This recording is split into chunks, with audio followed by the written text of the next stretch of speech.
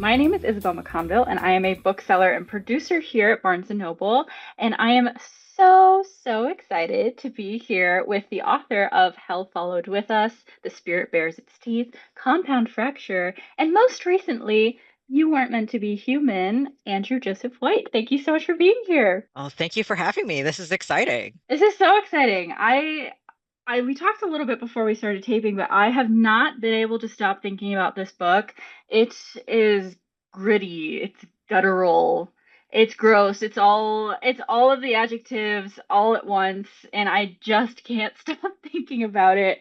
How does it feel to have this out? What are you feeling right now? It is very much it's a relief. I Mm, worked on this book for a long time. It has gone through a lot of iterations. It's been difficult, not just on an emotional level, because this is a tough book to swallow, but on a craft level, ooh, on an editorial level.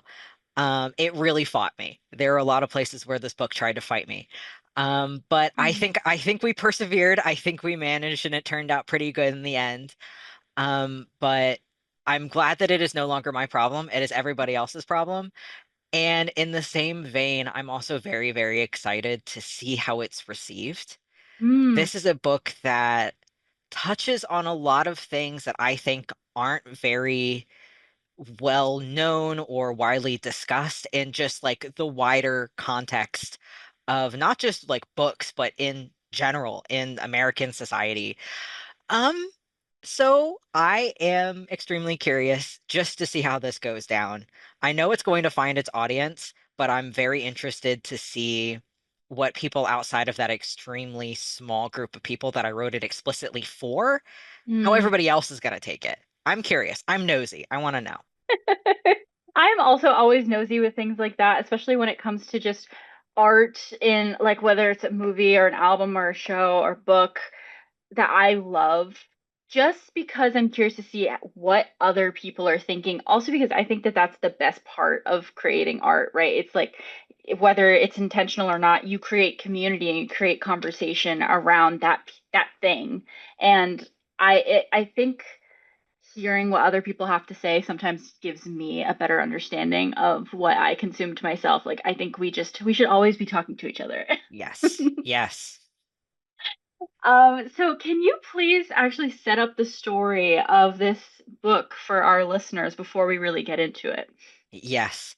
So You Weren't Meant to Be Human is a book that took shape in the wake of the overturning of Roe v. Wade. Great start, I know. As a quick overview, the book follows Crane, a 21 to 22-year-old autistic transgender man who does not speak. He is not nonverbal. He just doesn't talk because he hates you. Who works for a alien hive of worms and flies hidden in the supply closet of a rundown West Virginia gas station. It is not the only hive, but this is his hive. He realizes extremely early on in the story, so I'm going to say easily chapter four, this is the whole premise of the book, that he is pregnant. His boyfriend slash roommate slash situationship, we don't have to get into that. That's a weird relationship, has knocked him up, and Crane does not want to be pregnant. He is violently and aggressively against it, but the hive forces him to carry the child to term. It is violent, it is horrifying, it is a deeply miserable book, but it is a book that was written out of my worst nightmares, my worst fears, especially as a transgender autistic man in the world today, in this country, in this society. I had to exercise some stuff. I had to get some stuff out of me. And this book was a great way to do it. That makes total sense to me because if I really had to sum this book up in one word, I would say visceral. It's just a release. It is so visceral and but it's also deeply empathetic. Which I'll let listeners read the book and see that for themselves. But I think you, as much as you are violent and as much as you are visceral and guttural in this book, I think there is a through line of just empathy and deep understanding for how people move through the world. But I just want to know what you think about that. I wrote this book like writing it was the equivalent of like removing a gangrenous limb or like bloodletting, right? It really hit me in that way. And Yeah. as you said, as horrifying as this book is, and as difficult as it is to stomach, you've seen the content warning list. It is a CVS receipt. It is brutal. I wrote the book as a sort of like, hey, if you are also autistic and you are also trans and you are just as scared of this as I am, me putting all of these horrible things onto the page is the equivalent of like grabbing somebody's hand and being like, I get it and I see it. Yeah. Like I am providing this book as a mirror for you to see your own experiences reflected back at you, especially when as I mentioned in this day and age, transgender men are forcibly and violently pushed out of conversations around reproductive justice, reproductive rights, that sort of thing. And this Mhm. book is just me being like, we're here. I don't like you clearly don't want us to be here, but we exist nevertheless. Yeah. And this is a reflection to everybody who's ever felt trapped by that, being like, hey, it's not just you. Yeah. And trans people have always been here too. I mean, Yep. trans people have always been here, will always be here. I would also love to talk a little bit about the dedication for this book, actually. It just really caught my eye, and I love looking at dedications and just seeing just it a little glimpse into the author's life themselves. But I wonder if you can tell me a little about it. Yeah, I I see you have have my your copy book in right your here. hand. Yes. Let's do it. So the dedication for this book is for anyone who has ever put their face too close to the fire or boiling water or snapping dogs.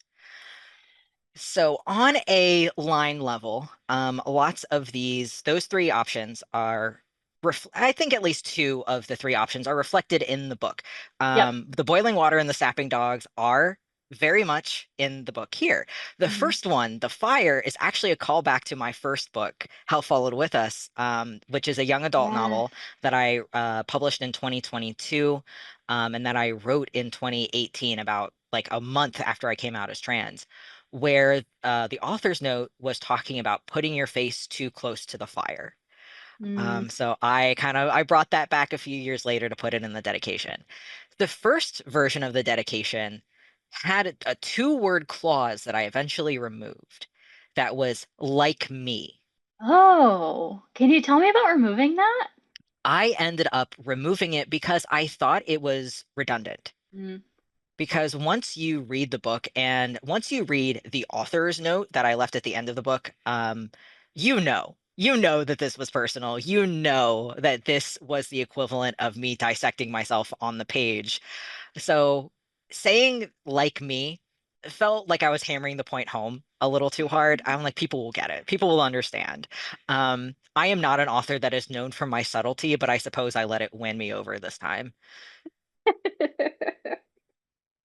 And just because you brought up your previous novel, Hell Followed With Us, your YA novel, this You Weren't Meant to Be Human is your adult debut. I wonder if you can tell me a little bit about how you knew it was time to make that change and just what that decision was like. Yes. So I have made my name in the YA space, and honestly, I love being a YA writer. It means a lot to me. I write YA very specifically because I felt like there was a massive gap in the literature when I was a teenager. Yeah. And my career now is me making that up, is me closing that gap. And I love doing it. I love getting to be the adult that these kids look up to. It means so much to me, especially as somebody who doesn't want kids of my own. Like, these readers are my kids. Like that's fine. I love these people. But every now and then I come across a story idea that simply has to be adult. And again, if you read You Are Meant to Be Human, not even for very long, I think the second sentence, you will immediately see why. Yeah. This is a book that simply had to be adult on several levels. Yeah. And I mean, there's the obvious ones. The main character is 21. That is a grown man. That is not a teenager. And there's also like obviously the content of, this is a book about pregnancy. I'm sorry. How do you think the pregnancy got there? We talk about Yeah. that in depth, right? Mhm. This is a book that is very deeply intertwined with desire and sexuality, and especially when those things veer unhealthy, and I'm relying on an adult reader to be able to understand that those things are unhealthy, largely because the main character has no interest in examining the ways that they are unhealthy. There are lots of things that the main character has no interest in examining, and it's left up to the reader to come to their own Mm. conclusions about it, and I would genuinely rather an adult do that. Now, would I have read this book as a 15-year-old? Yes. Am I gonna stop any 15-year-old? Read the content warning and put it down if you don't want to. Like, I'm not going to smack it out of your hand, just because I would have read it at that age and I don't want to be a hypocrite, but it's meant for adults. Yeah. But on top of everything, this book it has, I don't want to say that it has a downer ending. It has a difficult, cathartic, nasty ending, but I I don't want thought to it was the perfect ending. Just exactly. to put that out there, I thought it truly was the perfect ending. But It, please go on. it's the only way it could have ended, and it's Yeah. cathartic, and I love it deeply, and I fought really hard for it to end the way that it did. Mm. Um, but it is also throughout the story cynical and mean in a way that I am simply not comfortable writing for teenagers. When I am writing for kids, I can do whatever I want to these characters. I am known in the YA space for being brutal and unflinching. One of my rules is that if the main character has to see it, so does the reader. Like, you Yeah. can't look away. If the main character has to see it, so does the reader, Yeah. right? Um, and even though that is my rule, when I'm writing for kids, I always give them a soft place to land. Like, this is, no matter how horrible it gets, I am always holding their hand about it. And this, you're a grown adult. I don't have to do that for you anymore. You're fine. Get up. Yes, yes, that is true. That is very true. I did want someone to hold my hand at the end of this book, but it was the ending that needed to be there. It was the Yes. necessary ending. It's truly what the entire book is just catapulting toward. Um, I wonder if you can tell me a little bit about, you said that the editorial process of this book and this book really fought you back. Can you talk to me about like what that looked like? Yeah. So it's a running joke in my household that my even numbered books hate me. Um, my odd numbered books, we get along so well. So Hell Followed With Us, Compound Fracture, the one that I'm editing right now, we get along like a barn on fire. I have no problem with these books. The editorial process is snappy. I'm doing good. My odd numbered books, so The Spirit Bears Its Teeth, this one, and I can see it coming with what is it, number 6? I can see it coming. Oh my gosh. We're not going to have a good relationship. And I think largely for You Weren't Meant to Be Human, this was my first time working in the adult space. Hmm. And I feel like adult just has like a different level of like expectation, especially editorially. So for example, Hell Followed With Us, we did so many rounds of edits, right? And then for You Weren't Meant to Be Human, I did the first round, and my editor's like, "This is great," and I didn't agree. I have such incredibly high standards for myself that I know that I've worked with editors that are like, dude, stop picking at the hangnail of it. I'm like, but this sentence doesn't have the correct beat when I say it out loud, right? So this is my first time working with a new editor who had no idea what I was like in the editorial process. It was like, you don't have to rewrite this scene. I was like, but it's not correct yet. He's like, it's Yeah. great. I'm like, no. So it was the first time working with a new editor, so we had to get to know each other. It was my first time writing in a different voice. So this book is written in a very close third person. Yeah. I love working in extremely close points of view. I do everything that I can to make sure there is as little narrative distance between the book and the character as possible. But working in third person was just a new experience. There was a little bit of narrative distance. I got to pull back a little bit, and it was fun. But it was learning a whole new set of rules. And there were several points in the book where something would just catch. I think I got stuck. So usually when authors are doing a first round of developmental edits, we get about 6 weeks to do it. I Mm. lost a week and a half on chapter 9. Oh my Um, gosh. And I ended up doing the last 60,000 words in 2 weeks. Oh my gosh. Now, it's important What to was note, I do have a day job. Um, okay? Okay. so this right here, is a general blanket apology to my wife, my friends, my parents, anyone else who had to deal with me during that time frame, including my coworkers and my boss. That was rough. I'm going back and I just glanced at chapter 9 and just because I love the lore. And it's honestly, I don't think that chapter 9 is the kind of chapter that deserves to get stuck on for that long. Let me see what it is again. Because if it is what I think it is, I'm going to be embarrassed. Yeah, that was an easy chapter. I don't know how I got stuck on it for a week and a half. I don't But know. I'm, that's that's this what I just think is happens. that's what I think is so interesting about the mysteries of the writing process, right? I mean, we just have people in this world who can create worlds out of their mind, and I just sit here patiently waiting for the new world that I get to read and run around in. But it's kind of cool to to look behind the curtain, right? And to see what that process looks like and explaining it to someone who has no idea about what that's like. I mean, I just think it's the coolest thing in the world. Oh, yay. Yeah, because like looking at that chapter, one of my favorite parts of that chapter is it explains how to do a testosterone injection, which is Hmm. something I have been doing every week for 5.5 years. Closer to 6 now, because I started in September, I believe. Okay. Um, I've been doing this forever. And I had it perfectly written out in the first draft. I was just moving it over.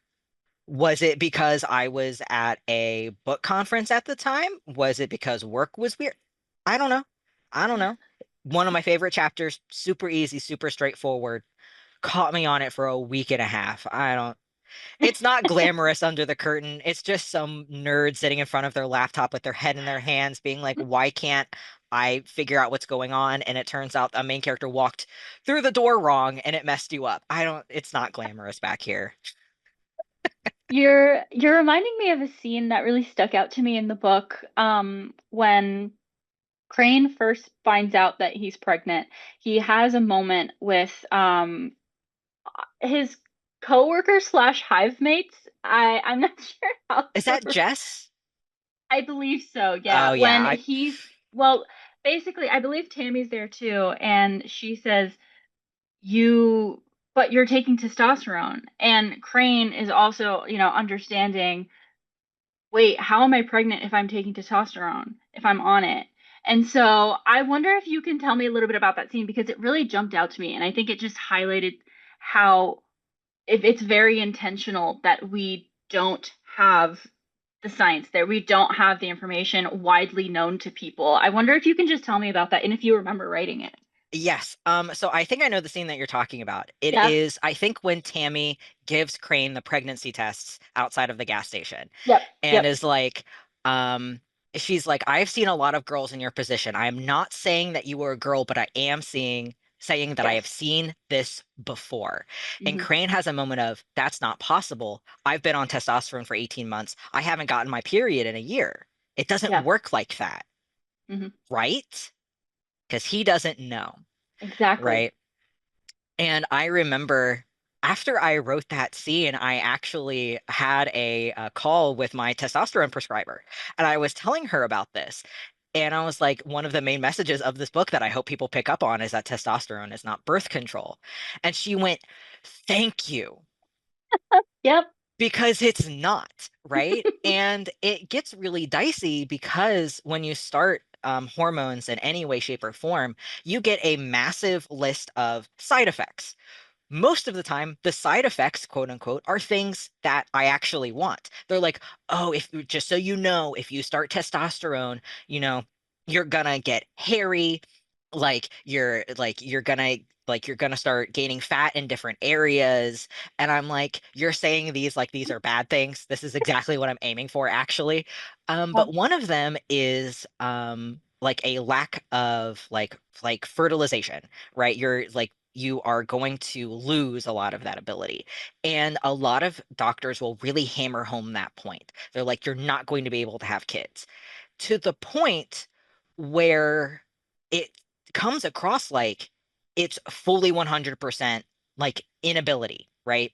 And they use that as a scare tactic a lot of times. Some like less informed doctors will use it as a scare tactic, being like, don't you want to freeze your eggs or something along those lines? Like, Right. don't you know how terrible it is that you're never going to be able to have kids? And I'm like, well, that is a plus in my book. I don't know how to tell you this, but also it makes it sound like it's a 100% a done deal. And it's Yeah. not. And it is so wildly understudied, right? There's even the usual suspects, like maybe you aren't taking enough for that to go into effect, or maybe you skip a dose, or you forget, or you take it later. Or it might just be that your body completely ignores it, and it's giving you a beard and everything, but it hasn't changed anything in the plumbing, so to speak. Right. It affects everybody incredibly differently, and it is not birth control, despite what some people may be implying. Yeah. And that was something that I've always kept in the back of my head because, as I think you could tell from this book, I have tocophobia, which is a fear of pregnancy and childbirth. Right. That is one of the main tenets of this book, is exploring that. So as soon as I started testosterone and it said, like, this can make you infertile, I immediately Googled it and they're like, not fully, it's not a done Wow. deal. Do not trust it. I was like, interesting. So, not only did this book fight you back, were you scaring yourself as you were writing it? Honestly, no. Um, Interesting. I have a very, very high tolerance for writing about terrible things. I have a very, very high tolerance for reading about terrible things. When I was in high school, I found the list of the 100 most disturbing books in the English language and took it as a challenge.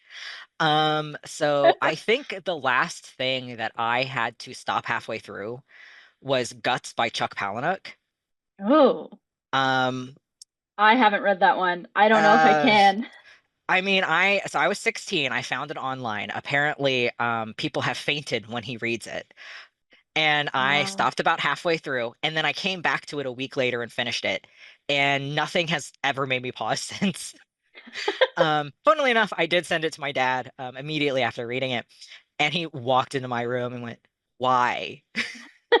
I was like, "Did you read it? Because I can't be the only person that went through this." So in high school, I read Cows by Matthew Stokoe, Exquisite Corpse by Poppy Z. Brite. I'm a huge Poppy Z. Brite fan. Um, what else? A Hog by Samuel R. Delany. I read a bunch of that stuff way earlier than I should have, and I feel like it's given me an iron stomach for Okay. literature at this point. I read, I think it's called The Girl Next Door by Jack Ketchum, which is a Okay. fictionalization of the kidnapping and torture of a 14-year-old girl. It Mm. probably has some details left out there, but like I read that recently. So like I don't have like a lot of like really big reactions to stuff that I'm reading and writing. When I'm writing it, honestly, it feels more like a relief. It's Yeah. like I finally get to talk about this thing. I finally get to talk about one of my worst nightmares. And having it on the page is just like it feels like having a weight taken off your shoulders, right? So it was honestly, it was very cathartic to write this book and to finally just like get it all out of me. Um, it was honestly it was kind of nice.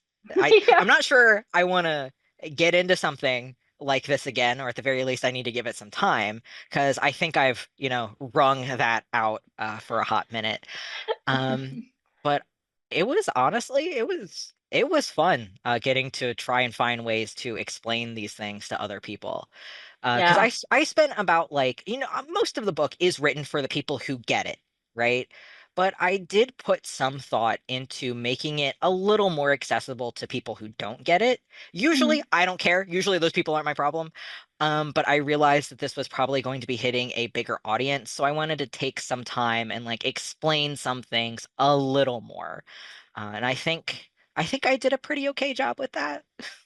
I would say so. I would say so. I mean, reading this book was such a trip, but I also felt like I haven't read anything like this, honestly. And I read a lot. I read a lot, and truly, um, this is one of a kind. I do believe that. I wonder if you can tell me a little bit actually about creating Crane's character and just the choices that you make for him, like not speaking and choosing not to speak, and his backstory. If you could tell me a little bit about how he really came alive for you. Crane is my baby boy. Yes. Um, Now, again, he is a 21-year-old grown man. He's only about 5 years younger than me. Um, but yeah, I love him dearly. And I think the reason why he came to me so easily is that he is a version of myself. He Mm. is a bad ending of myself.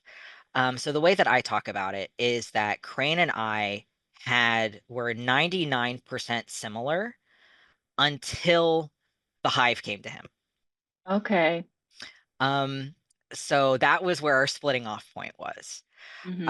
I realized that I was trans about like 19 when I was in college. I realized that I was autistic about 20 when I was writing Hell Followed With Us. I was doing research for the love interest Nick and was like, well, what are these people complaining about? That's been my whole life. Oh, that made me do some backtracking and some more research and to be a little nicer to myself and others. So nice little realization there. But like realizing that I was trans and realizing that I was autistic saved me. It did not save Crane, Right. right? Yeah. Like I've had people in my life who are so wonderful and understanding. I am married to someone I met at 13 and had a crush on starting at 17, right? Oh, We've been together for a lot of years and we got married in 2023. oh my God, Um, congrats. so it's a combination of I've had an easier time explaining to people what's been going on and also a form of like it's gonna be a really weird way to phrase it, so hold with me here. A level of cowardice that Crane does not have, right? Because Crane was able to act on the things that he wanted to do in childhood. I was too scared to do it, I gotcha. right? So being too scared to do it kept me in one piece and in better situations longer than Crane did. So it was better that I was scared to do those things to myself. Mm, Um, Crane did not have that fear. For Crane, the need to do something like outweighed how scared he was. Um, so the fact that Crane is the kind of person that he is with no childhood trauma. His parents are amazing. He was incredibly smart. He was top of his class, was going into like political, like PR comms and like communication and everything. And then the hive came to him and he threw all of that away because he couldn't handle it anymore. Um, is was kind of a fantasy of mine for a really, really long time. Um, Unfortunately, I will always prioritize decorum over, acting out. So I just kind of kept my head down and put everything into books instead of acting on it. So Crane is essentially every single one of my bad impulses wrapped up into one person. Um, I've always had what I describe as a toxic relationship with my ability to speak. I've always low-key resented it. But even in like middle school and high school, I was like, people expect too much of me for me to backtrack on it now, right? People know that I am like well spoken and like good at talking. I did competitive public speaking for a long time. I have given people too many expectations for me to take it all back now. And it got to the point that, my therapist has an AAC app for me now. So that's alternative and augmentative communication. It does show up in the book. I have a really nice text to speech app where if it gets too much for me, I can just start typing and this nice little $100 app will parrot what I say out loud. I really appreciate it. But Mm, Crane took it to another level and is refusing not just speaking at all in general, but he tends to refuse other forms of communication just because interacting with other people is so exhausting and so difficult and not worth it that he just stonewalls everything. It's yeah. other people's problem to deal with and communicate Yep. with him Yep. now. Because one of the things that I've always been resentful as an autistic person is that there is always going to be a gap between me and non-autistic people. And unfortunately, it is my job to bridge the gap. I don't like it, I don't appreciate it, but that is what I have to do. The people in my life that aren't as exhausting to deal with, like my wife and some of my very close friends, take on a lot of the burden of closing the gap, which means that it's not as difficult. But I can't expect that out of every, person that I meet on the street that doesn't know that I have a developmental disability. Right. So I feel that Crane is a lot of my frustration, and a lot of my exhaustion, just given form. Yeah. So I adore him. Even though I put him through just the worst stuff ever. And it's like I feel bad Yeah. about this, but it's for the story, so have fun, don't die.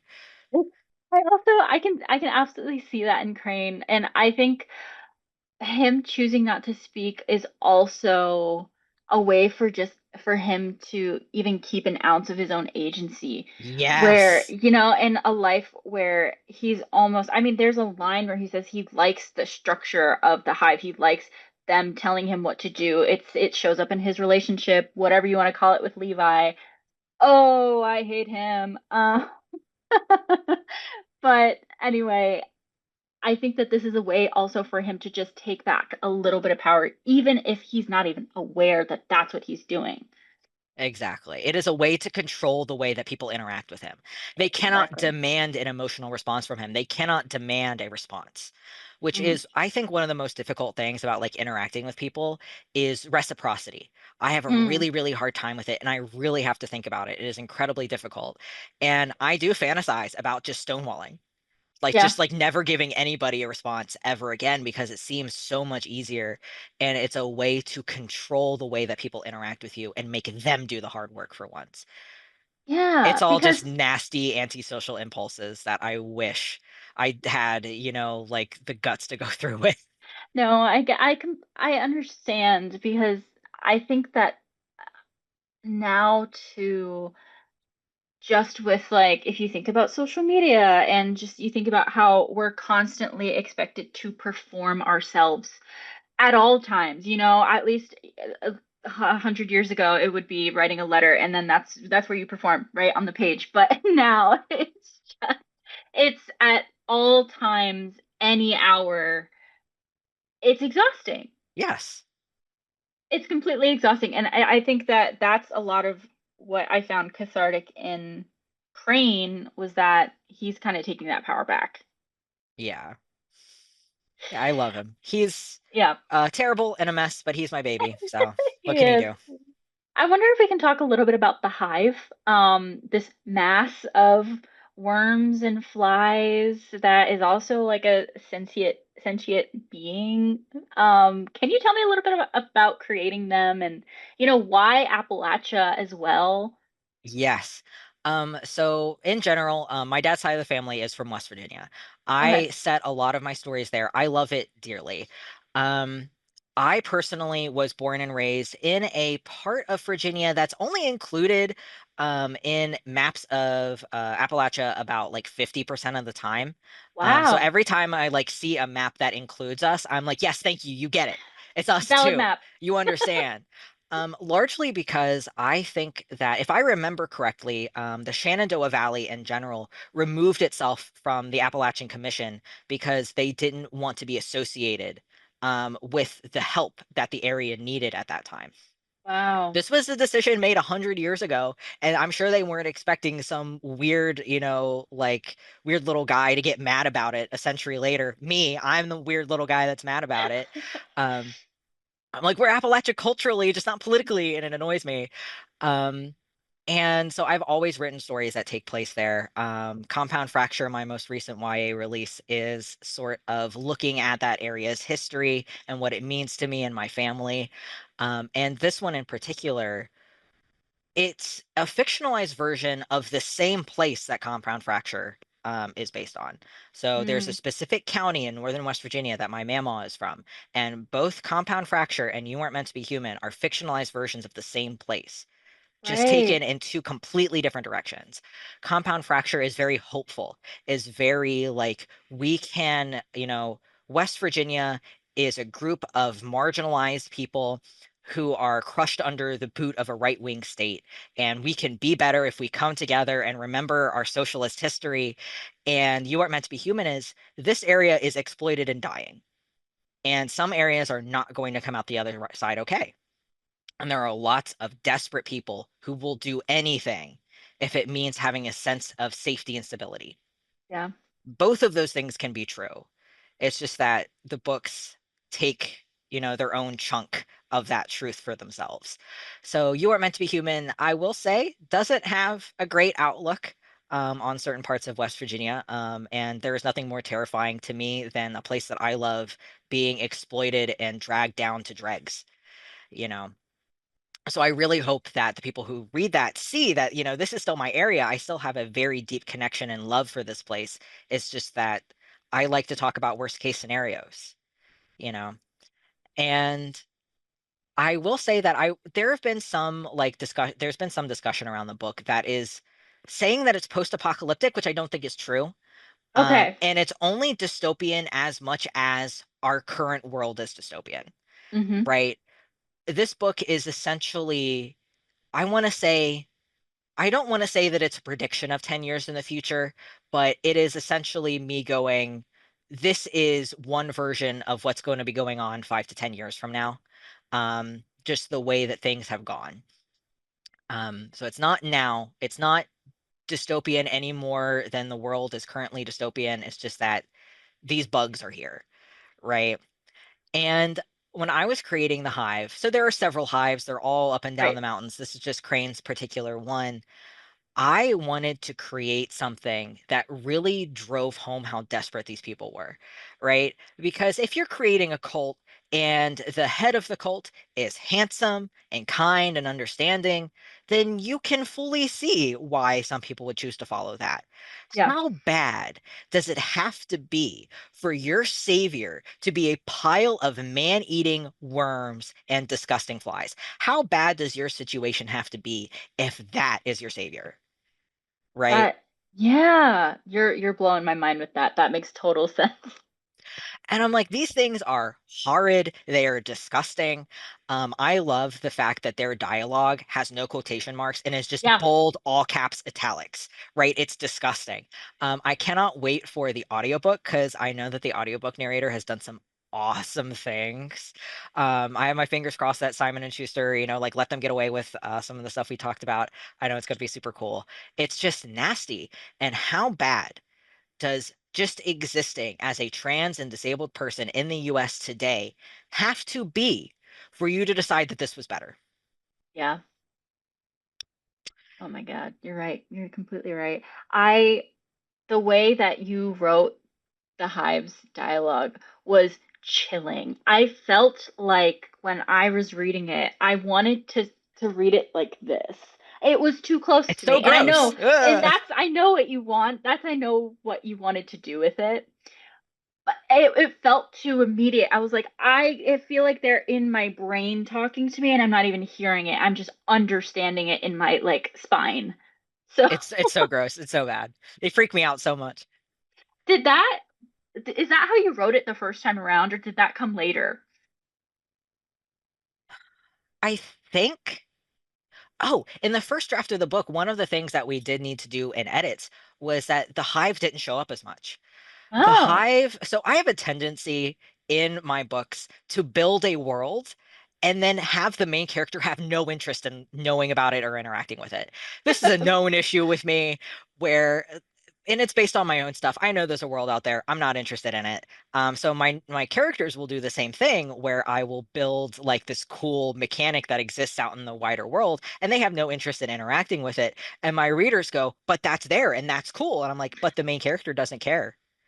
And so even my editor caught me on this one. It's like, hey, we need to, one, we need to give the bugs a motive. And I'm like, the main character doesn't care about the motive. And my editor was like, but the reader does. Okay, fine. So I really brought them to the forefront in the during the editing process because for the first draft, they were more of a force of nature that could not be talked to and could not be reasoned with. Okay. In this, they have a little bit more of a personality, which was good because I hate their personality. It's Yeah. awful.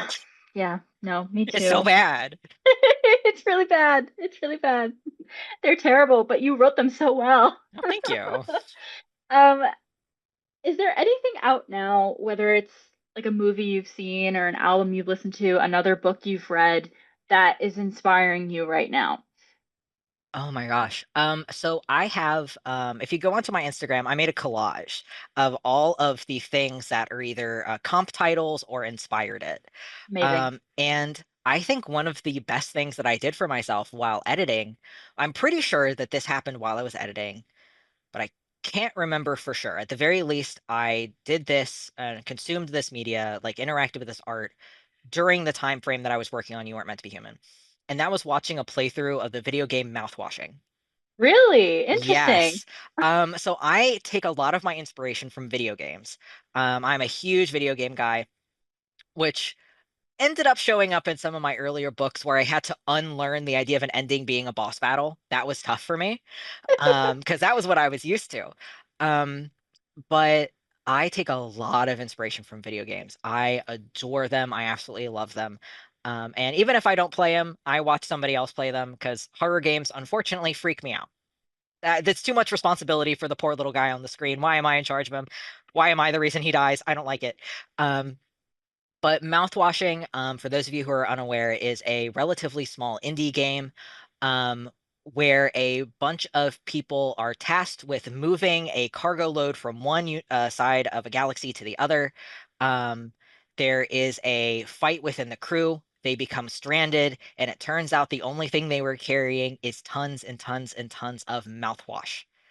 They are running out of food. The only thing they have is mouthwash. They are running out of medicine. The only thing they have is mouthwash, Oh my God. and it becomes increasingly like aggressive and cruel and claustrophobic in that broken ship as they wait for rescue. Um, and there is one woman on the ship. That's terrifying. There is one woman on the ship, and her request for a gun is denied because she needs it because of one of the other crew members. Oh, that gave me And it goosebumps. is horrifying.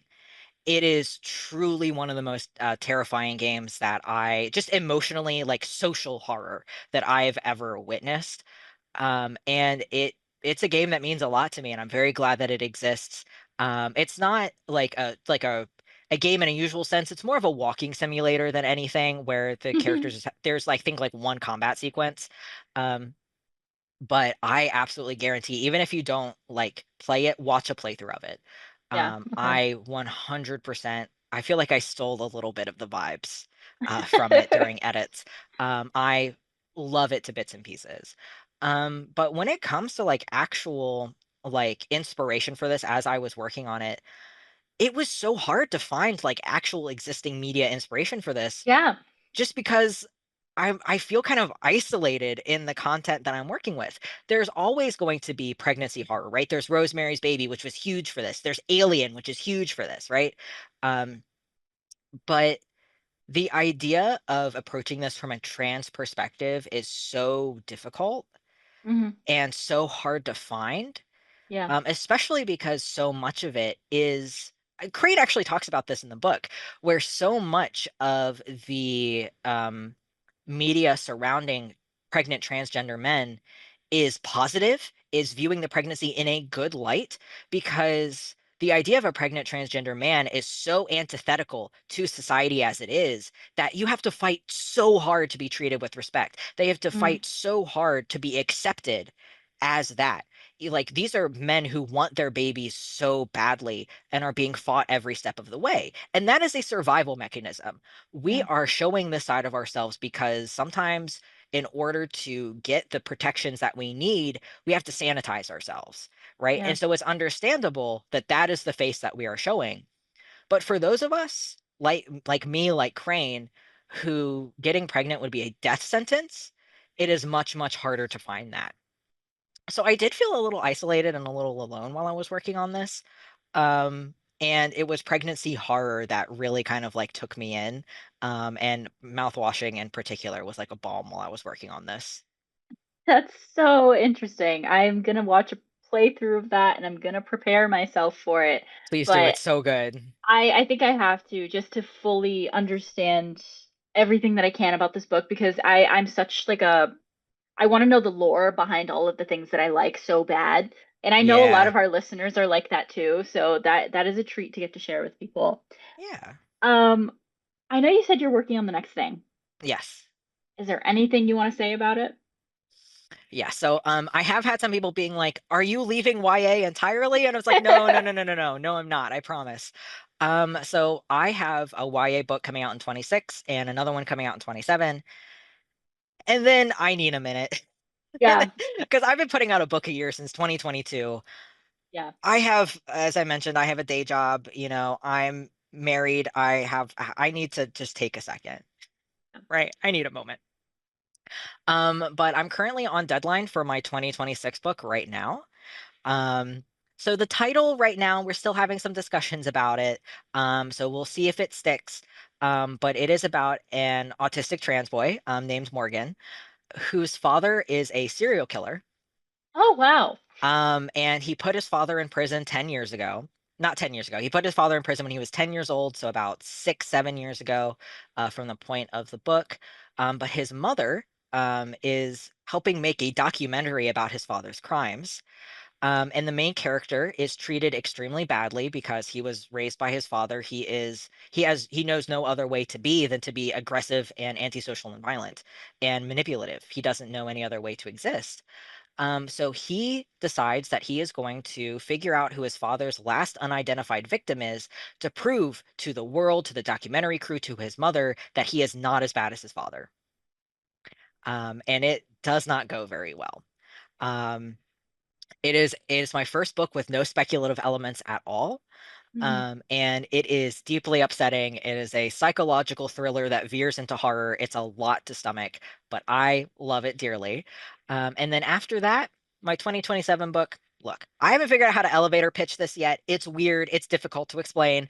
But it is a quote unquote doomed, maybe, probably not really doomed, but still doomed, polyamorous love story that takes place in another world, Stone Age. Oh, wow. Okay, I like that actually. It's very cool. I do. It is, I'm going to say that it's dual POV, whether or not that's actually true, like it's certainly written like it is, but whether or not it actually is, don't worry about it. Um, and that's going to be the book that gives me a lot of trouble because the plotting document is 9,000 words long. Oh, It's difficult. It's going to be a rough one, but oh I goodness. think that I can pull it off. I think that I can do it. It's a fun little challenge. Oh So we'll yeah. see if I can do it. And then after that, I think I have another adult project on the back burner that my wife really, really wants me to write because she really loves one of the love interests. But that one's gonna take a hot minute because it's probably going to be my first like second world fantasy. So I'm gonna need a moment to like do some world building, which is not my forte, and really figure out what's going on there. So I have stuff going on. The Hell Followed With Us movie is chugging along in the Yep. background. I gave notes on the second draft of the script really recently. I've gotten to see a lot of Wow. art from the animation studio. So I've been busy. I've been on top of things. I am working on a short story for a secret thing that I can't talk about yet. But I also have a short story coming out in a really cute Dungeons and Dragons themed YA anthology. I think Oh, and that comes out a week after this one, so wild whiplash. Uh, but I've been keeping busy, and I think I need a breather. Once yeah. I turn in this manuscript for edits, once I turn in the developmental edits, I know I need to work on my 2027 book. I need a minute. I need a Yeah, you minute. deserve a break. You deserve a serious break. But in the meantime, me and the rest of your fans will be patiently waiting for the next thing. Um, Andrew, thank you so, so much for joining us today on Poured Over. You Weren't Meant to Be Human is out now. Well, thank you so much for having me here.